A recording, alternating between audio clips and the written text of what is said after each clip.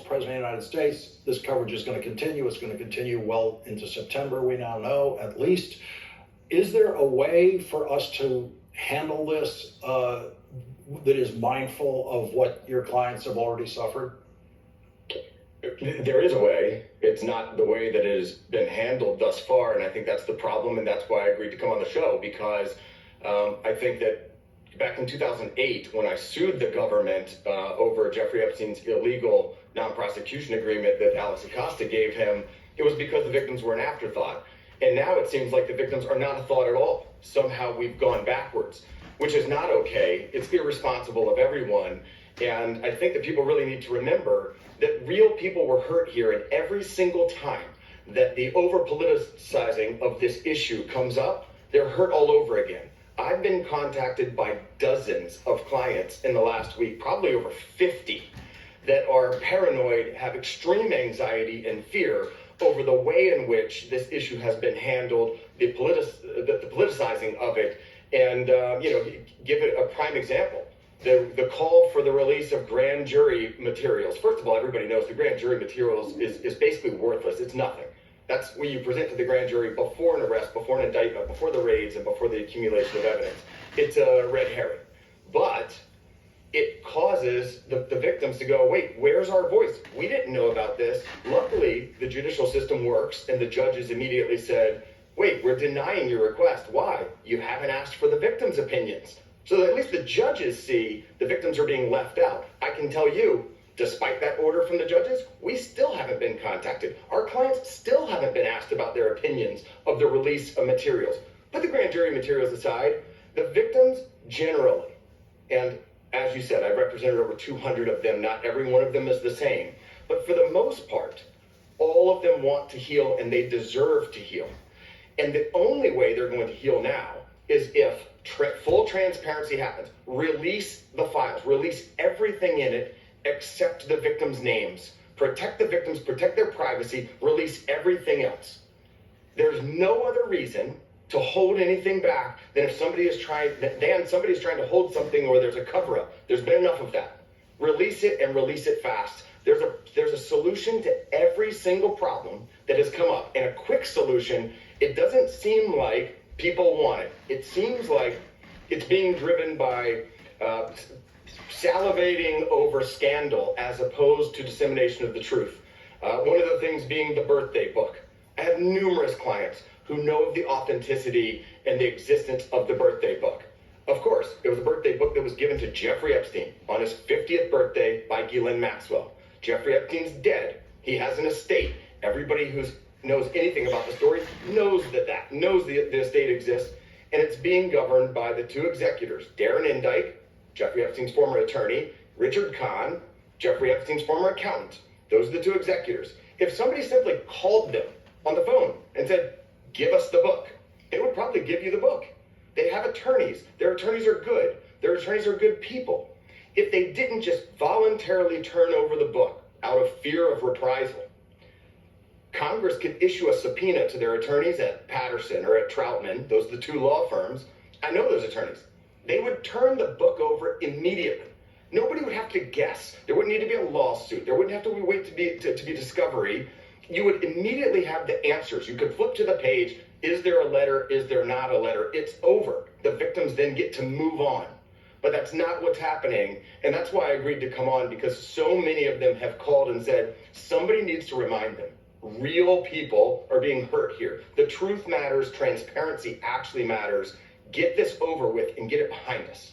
I want to go to that book because with your familiarity with evidence against Jeffrey Epstein, which you've collected a lot of through the discovery process, what do you know specifically about that book? Do you know that the estate, the relatives of Jeffrey Epstein, in effect through their lawyers, are in possession of that birthday book? Yes, I know that the executors of the estate are in possession of that book. And I think that after they turn it over, it should probably be set in the Smithsonian as an artifact at this point in time. It's going to go down in history so that the world can see this book, and they'll know who were Jeffrey Epstein's best friends at the time, what letters did his family write to him, what other pictures are in there, things of that nature. redact victim names, release the book, and move on. So that's it. Yes, the executors have it. So you've just identified, not just for the news media, but obviously for House representatives who are now in a mood to subpoena, and also Todd Blanche in the Trump Justice Department, who suddenly are getting curious about investigating this. You've now told them exactly, according to your knowledge, where the birthday book is, who is in possession of that book. And all the House representatives would have to do tomorrow is write up a subpoena for that book, and you believe that it would be the lawyers involved would comply with that subpoena? I know the executors' lawyers. I worked with them for years. They're good people. They're good lawyers. They would comply with the subpoena immediately. It's something that we could solve this problem so quickly if people actually want to solve problems. This idea, yeah, go ahead. One more thing, Bradley. You said, I think you said that some of your clients have specific knowledge of that birthday book. Sure. Yes, more than one, multiple of them. And what is that knowledge? They saw it, or they were around him when he was 50 years old? Were they present at his birthday, his 50th birthday? I don't know the answer to that last question. I do know that they were involved in the assembly of the book, several of them. They were told by Ghislaine to assist in putting the book together. Others have seen the book post birthday and after it was assembled. So the existence of the book is it's an absolute fact. Now, who wrote letters, what's in the book?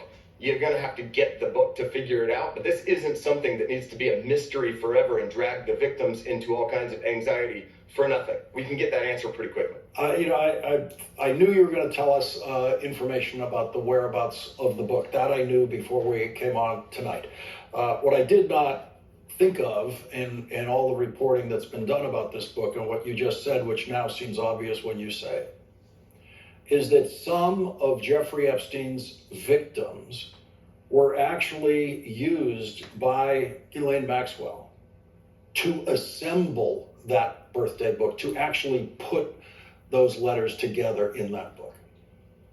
Yeah, you have to remember that Jeffrey Epstein was abusing and exploiting young women and children every day of his life. So anybody that's around for any major event, such as the assembly of his 50th birthday book, they're going to have to be involved in assembling or playing their part, whatever they were directed to do, with respect to that book. So yes, more than one was involved. And just to that last point you said, every day of his life, the evidence that you acquired through the discovery process in representing your clients indicates to you that Jeffrey Epstein was committing this kind of rape with girls from middle school and high school, as you just put it, every day of his life.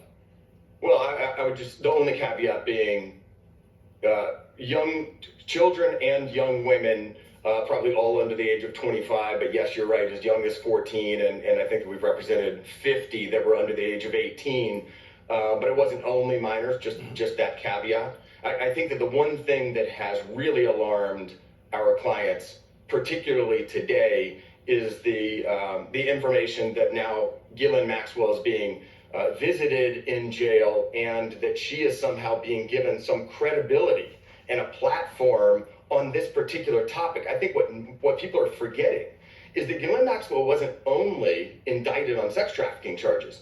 Ghislaine Maxwell, because of testimony she gave on multiple occasions in the civil cases where we sued her, she provided testimony, and as a consequence of false testimony, she was indicted on 2 perjury counts on this particular topic. So we're going to go and ask somebody to tell the truth who was indicted on perjury charges related to this particular topic. Now, does she have information that could potentially help? Yes. Will she be truthful about it? Who knows? But whoever is going to be the questioner, whoever's going to be the interrogator, must know more than just a rudimentary understanding of the case. You have to have seen her other deposition transcripts to know what she said so that you can keep her in line. You have to know her testimony from her criminal trial to keep her in line, and you have to understand the case. Sending somebody there that knows nothing, she's going to say whatever she wants to say. And what's her incentive? Is her incentive because she's going to get a deal? I have many clients who say, look, President Trump and Ghislaine Maxwell were good friends back then. Is he going to commute her? Is he going to pardon her? And I have said to them, look, I know that you feel like an afterthought right now. I know that you feel like you don't matter. For him to do that would be he thought about you and he decided you do not matter. I don't think that is on the table. I don't think that he would ever do that. Maybe I'm putting too much trust in him. Maybe I am. But either way, if he's not going to do that, what incentive does she have to tell him anything if she's getting nothing out of it? So there's a big problem here with the process, and it's just another piece of the scandal that is causing enormous anxiety. Let's all remember there were 5 victims at the heart of the sex trafficking trial against Ghislaine Maxwell. 2 are no longer with us. They're dead. We're losing clients because of the anxiety and the suffering of them and their families. And they should be the first thought that every single American has when they think about this case. They shouldn't be an afterthought, and they shouldn't be forgotten. And that's how it feels to them and to me. And just for the audience, the 2 that you mentioned, both clients of yours, one took her own life a few months ago, and another died of apparent drug overdose last year. Attorney Bradley Edwards, thank you very much for your invaluable perspective on this tonight and what you've revealed to us about your knowledge about that birthday book and how it can be obtained. Thank you very much for joining us tonight. Thank you for having me, Lawrence. I really appreciate it. Thank you.